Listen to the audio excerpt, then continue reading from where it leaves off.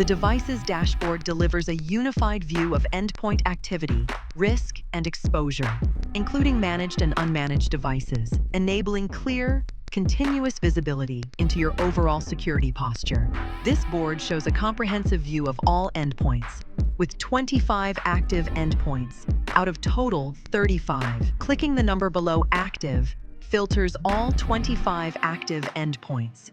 It also shows the risk score and exposure level across devices.